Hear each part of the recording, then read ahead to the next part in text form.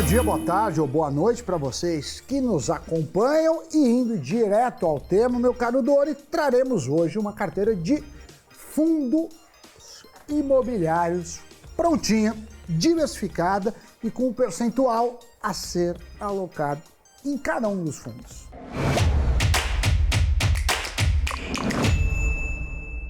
Salve, Sammy Boy! Pessoal, é disso que o povo gosta, né? Que a gente dê nome aos bois, como diziam antigamente lá no interior paulista. E como nós, já na primeira semana de janeiro, fizemos uma retrospectiva do que aconteceu no cenário macroeconômico em 2022 e como os fundos imobiliários foram impactados, eu acho que a gente pode focar na análise de alguns FIIs neste programa de hoje e eu tenho certeza que ele vai te ajudar, viu? Exatamente, Doni, mas olhem só, em todo ano passado, sabem qual tipo de fundo imobiliário teve a melhor performance?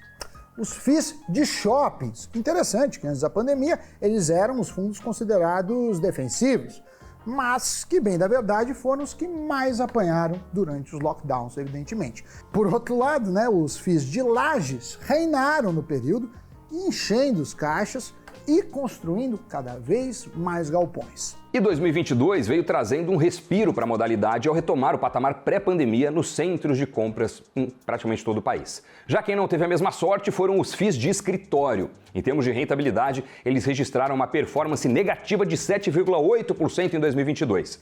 A efeito de comparação, o IFIX, que é o índice composto por vários fundos imobiliários, apresentou um retorno de 2,2%.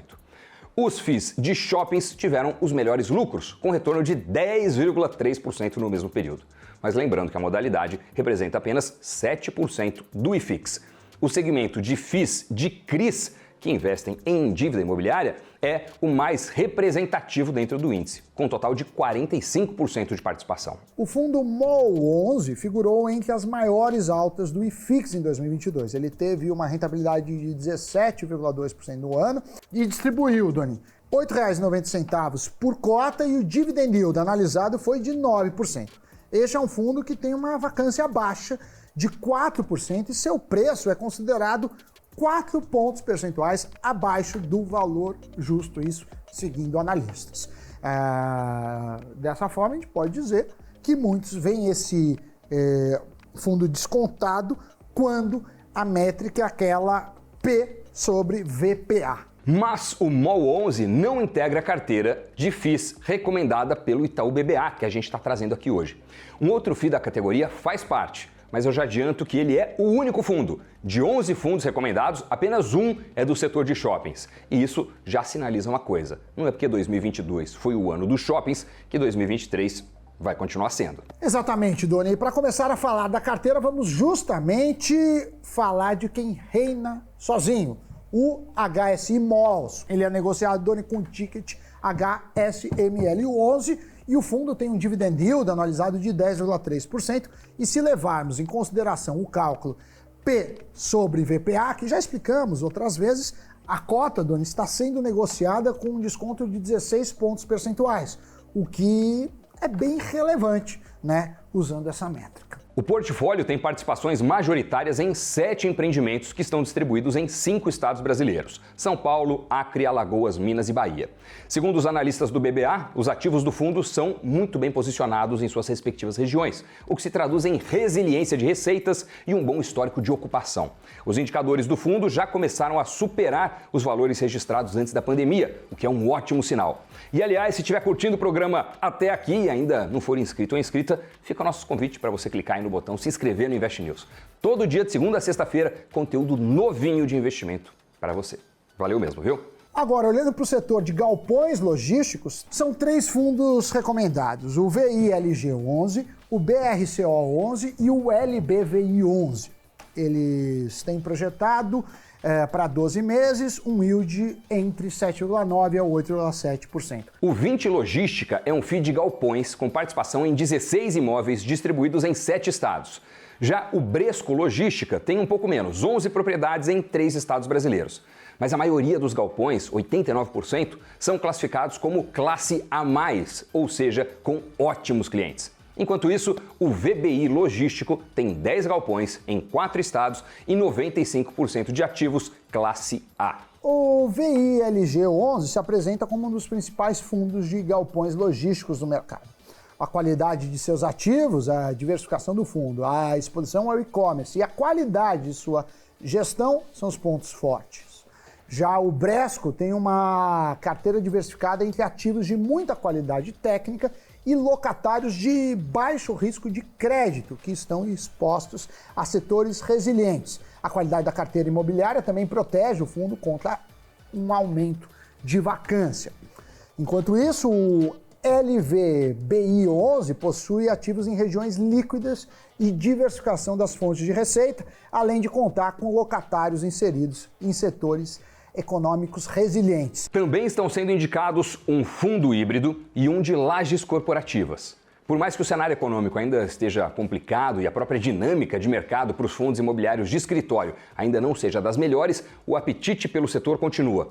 Ao longo dos últimos meses, os analistas observaram transações envolvendo investidores do mercado privado e fundos imobiliários, como é o caso do VBI Prime Properties, que vendeu sua participação em um de seus ativos e está em processo de incorporar o imóvel que consta no portfólio do fundo de investimentos Vila Olímpia Corporate. E é exatamente o LBVI que está indicado em carteira. Ele tem um yield projetado para 12 meses de 7,3% e suas cotas são negociadas com desconto de 10 pontos percentuais. Segundo os analistas, esse fundo tem o melhor portfólio de lajes corporativas do mercado, além da boa qualidade técnica, boa localização. A carteira de locatários apresenta também um baixo risco de crédito. Além dos 4 ativos físicos, o fundo tem posição em cotas do HAAA11. Em São Paulo, as regiões premium da cidade estão com taxas de ocupação acima dos 90%, o que é ótimo para os fundos que têm ativos nesses locais. É que o poder de barganha vai para as mãos dos donos das lajes, que no caso são os próprios fundos. Agora, analisando outro fundo, que é o único híbrido indicado, ele também está muito descontado, mas muito mesmo. E os ativos que ele tem são bem diversificados. Eu estou falando do RBR Properties. O portfólio conta com 9 edifícios comerciais, uma instituição de ensino e 5 galpões logísticos. Esses através das cotas do RBR L11. E pelo fundo ter uma gestão dinâmica, ele ganha dinheiro na venda de ativos considerados maduros. Agora, para finalizar a carteira recomendada, temos que saber quais são os 4 fundos de crise indicados. Então temos na lista o CSHG Recebíveis, além de 3 FIIs, Doni, da gestora Kinea. Diferente dos FIIs anteriores, estes estão sendo negociados pelo valor considerado justo, ou seja, sem nenhum desconto, claro, partindo do ponto daquela métrica. Fundos de papel, vale lembrar, como são classificados os FIIs que investem em dívida imobiliária, tiveram um revés quando o país registrou uma deflação por 3 meses consecutivos. Daí, muitos ficaram com cotas bem descontadas. Mas o que muito analista vem falando é que 2023 promete ser o ano dos FIIs de papel. É que nós temos um cenário macro complexo e com juros que deverão ser mantidos em alta por mais tempo. Isso também indica que a inflação não está com pressa de colocar um pé no freio. Então, esses FIIs de papel são indicados para surfar nesse período ainda complicado. Quanto maior a inflação, maior o rendimento das carteiras que tiverem indexadas ao IPCA, por exemplo. Então, HGCR11, KNCR11, KNIP11 e KNHY11 são as apostas dos analistas do BBA. O fundo CSHG tem uma carteira diversificada em 41 CRIs, com operações com garantias reais, ativos de boa qualidade e alta previsibilidade na geração de caixa, fatores que aumentam a atratividade do investimento. Já o KNCR11 investe seus recursos em CRIs indexados ao CDI. A carteira deles tem uma diversificação bastante interessante e está exposta a setores tradicionais do mercado imobiliário, como o logístico, com 4%, residencial, com 13%, shoppings, com 28% e escritórios, com 55%. O KNIP11 tem uma carteira diversificada, com CRIs de bons devedores e com garantias consideradas fortes. Já o KNHY11 é um fundo com mandato flexível que pode se posicionar em CRIs indexados ao CDI e ou a índices de inflação, aproveitando os movimentos do mercado. Ele toma mais risco, mas o potencial de retorno também é maior. Como já falamos em outros cafeínas, o cenário deflacionário era pontual, que causou, no curto prazo, queda nos proventos dos fundos de papel. E como o mercado resolveu antecipar esse impacto, as cotações dos FIIs indexados ao IPCA ficaram baixas, deixando, assim, muitos ativos com preços descontados. E apenas como curiosidade, dos 10 FIIs mais líquidos do mercado, 8 são fundos de ativos financeiros. E nessa carteira, a liquidez diária média foi considerada. O retorno dela desde sua criação, março de 2018, foi de 43,6%, contra 21,5% do IFIX. Os 4 FIIs de papel têm recomendação de maior exposição, 11,25% cada. Os de laje corporativa, híbrido e de shopping center têm recomendação de exposição de 5% cada. E os FIIs de logística, 10%. Vamos encerrando, mas alguns avisos. Deixem seus comentários e contem se vocês já investem em um desses FIIs. E também se já seguem, né, o nosso canal, tanto aqui quanto no Instagram, se vocês já ativaram os sininhos e também se já deram um like esperto nesse vídeo. Dito isso, Doni, giro de notícias.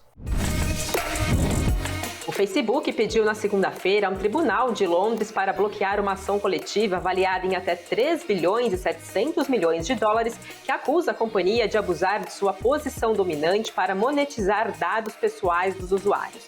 A Meta Platforms, empresa controladora do Facebook, alega que o processo é totalmente sem mérito e que ignoram o valor econômico que o Facebook fornece.